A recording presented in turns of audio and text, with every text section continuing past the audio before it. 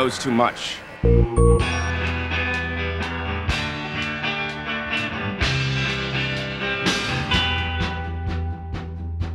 In the mid-1960s, there were thousands of kids like me who weren't quite fitting in. We became noticeable right away when we stopped cutting our hair. In the mid-60s, males were expected to sport looks straight out of Marine Corps boot camp, so bangs or even ducktails were radical, much less hair over the ears. We skipped school as often as possible and got into trouble due to our bad attitude concerning authority.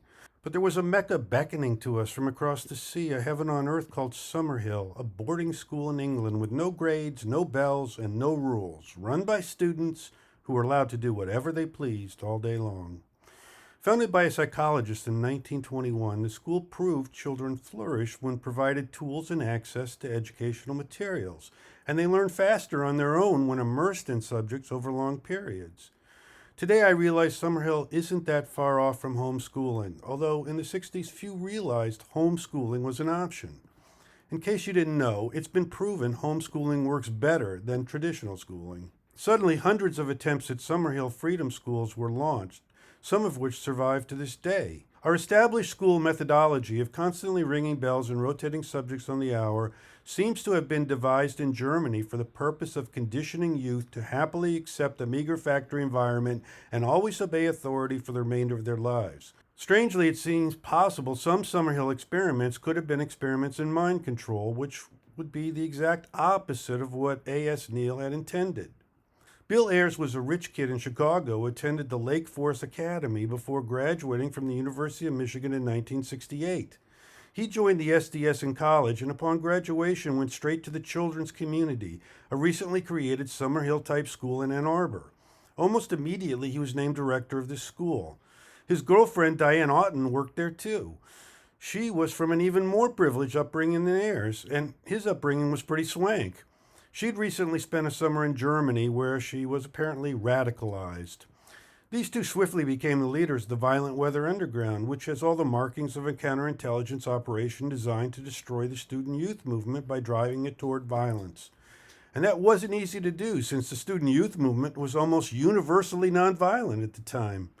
By the late 1960s, this movement had become centered on stopping the war in Vietnam, but it had begun by supporting the civil rights movement and the growing realization among the young that racism was a serious problem being overlooked. The Freedom School movement in the 1960s was the first large-scale attempt to integrate schools, so the most intense opposition came from racists. Soon, however, Oughton would blow herself up while fashioning a bomb intended to be set off at Fort Dix, a shrapnel device designed to murder dozens of cadets and their dates at a social dance. This unplanned explosion in a ritzy Greenwich Village townhouse was the only surfacing of the Weather Underground since they had declared war against America and gone underground. Suppose a group of students today announced war on the United States and started murdering innocent people. How much support would they achieve? Somehow these rich kids from privileged backgrounds joined forces with America's known enemies in anticipation of a coming communist revolution they claimed would leave millions murdered or put inside Stalinist concentration camps. It would have been laughable had they not been able to supply so much C4 and automatic weapons to so many psychopaths, or had they not garnered dozens of mind-control robots, all of whom were gradually reprogrammed during LSD-fueled sex orgies, or had they not generated so many contributions from within the National Lawyers Guild. What I find interesting is the CIA and FBI were terrified of a rise of a black messiah capable of uniting the civil rights and student youth movements. Dr. Martin Luther King Jr. and Malcolm X were both obviously assassinated for this reason, and in the wake of those assassinations, an activist named Fred Hampton emerged in Chicago, someone who created the phrase Rainbow Coalition. Pretty soon, however, Hampton was assassinated while sleeping in bed, and the next morning, Bernadine Dorn gave press tours of the killing zone while deploying the event as her fulcrum to drive the SDS toward violence as the logical response.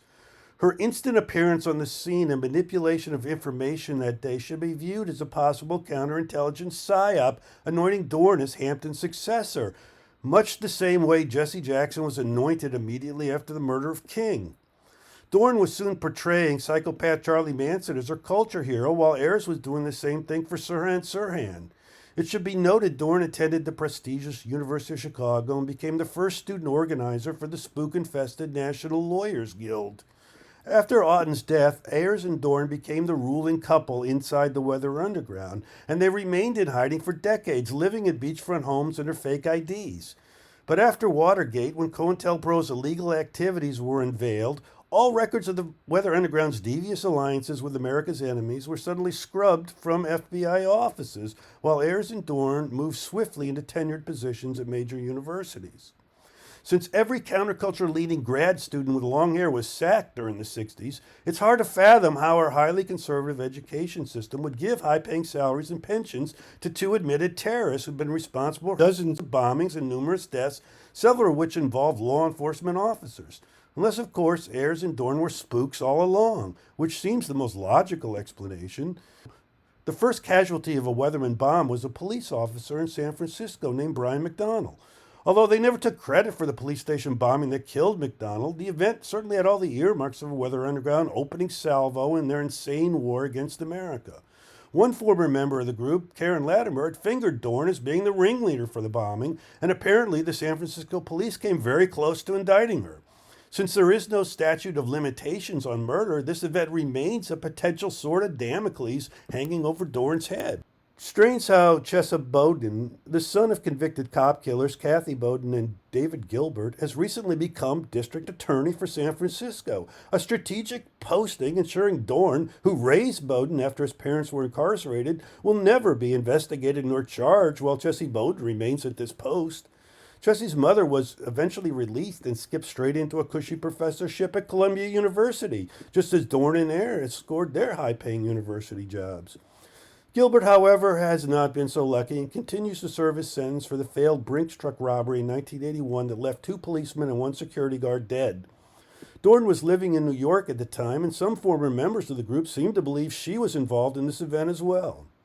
While in jail for decades, Gilbert devoted his life to proving AIDS was not some government plot, certainly a strange obsession for a radical who was once bent on destroying our system of government. Maybe you know AIDS appeared in New York City and San Francisco shortly after a free vaccination program for gay men inoculated hundreds in those cities.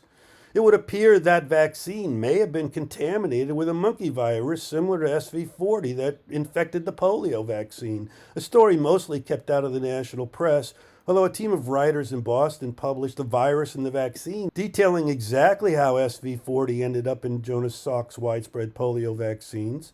Debate about AIDS being either planned or an accident were spreading like wildfire through the prison system, so Gilbert wanted all his fellow prisoners to rest assured these stories were complete nonsense, which they obviously are not. There's another thread to this story that involves the history of freedom schools in America, as well as my old friend Don Henderson, who was sent to one of the earliest freedom schools in Florida, a school located through Paul Krasner's Realist magazine.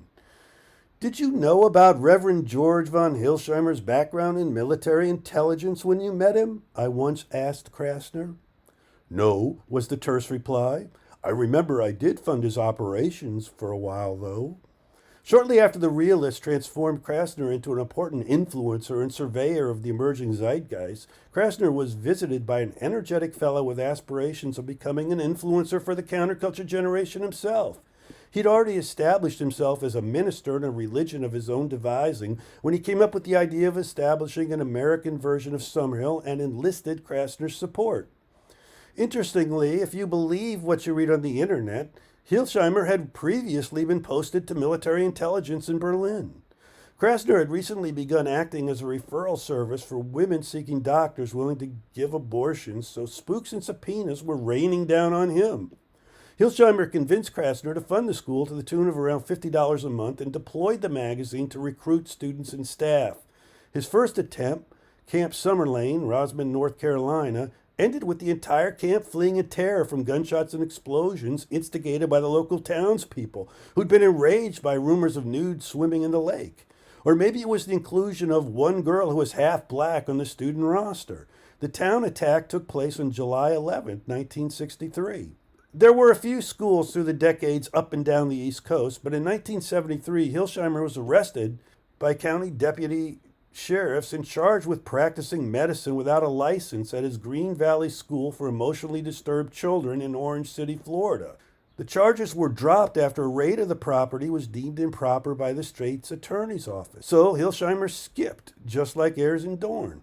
Meanwhile, kids from the school have come forth over the years with tales of hypnosis, forced injections, electroshock, psychic dreaming, sex with adults, rampant drug use, and other weirdness. The place was supposed to be a school for troubled kids, but it was really a dumping grounds for kids who were too much trouble for their parents. The place was crazy. Drugs, prostitution, spaced out teachers that had sex with some of the kids and or supplied them with dope. Something out of a nightmare. For me, the problem is that there are folk who think Green Valley was some sort of countercultural utopia. Either nobody knew, or they're not willing to acknowledge what an insane place it was, says a former student commenting online.